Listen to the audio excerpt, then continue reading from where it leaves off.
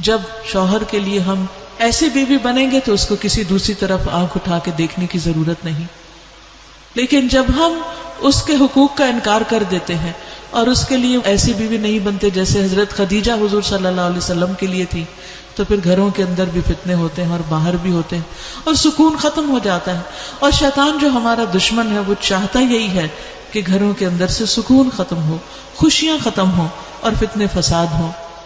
اس لیے بہت ضروری ہے کہ ہم اپنے اندر اعلیٰ کردار پیدا کریں، اور ایسے نہیں کہ چھوئے موئے بن جائیں کہ اگر شوہر پریشان ہے تو ہم اس سے زیادہ پینک کریٹ کر دیں اور چیخنا چلانا شروع کر دیں اور گھر کے اندر ایک مصیبت ڈال دیں.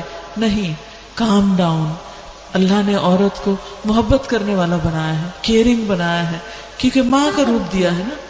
تو ہم صرف بچوں کے لیے ماں نہیں ہوتے، یہ ماں والے جو جذبات ہیں نا ہمارے اندر، یہ شوہروں کے لیے بھی ہونے چاہیے. کیونکہ ایٹ ٹائم شوہر بچوں جیسا بہیو کرنے لگتے ہیں تو اس موقع پر پریشان نہیں ہونا چاہیے.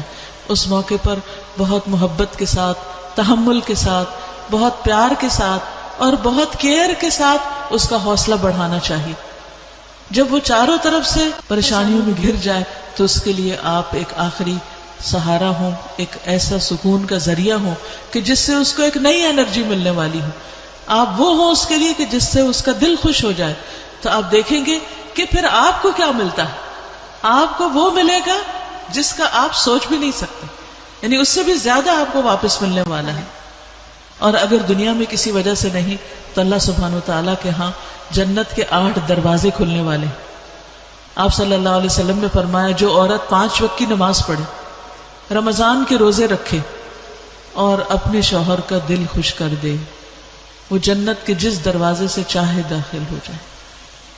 جنت کے جس دروازے سے چاہے داخل ہو جائے. یعنی ایک طرف اللہ کے حقوق پورے کرنے والی ہو اور دوسری طرف شوہر کا خیال کرنے والی ہو تو اس کے لیے جنت کے دروازے کھلے. تو اس لیے ہم خواتین کو، آپ سوچ رہی ہوگی کہ ہمیں کیوں بار بار نصیحت کریں، اس لیے کہ آپ میرے سامنے بیٹھے. میں اس وقت مردوں سے خطاب نہیں کر رہی، میں عورتوں سے کر رہی ہوں. اگر ہم اپنا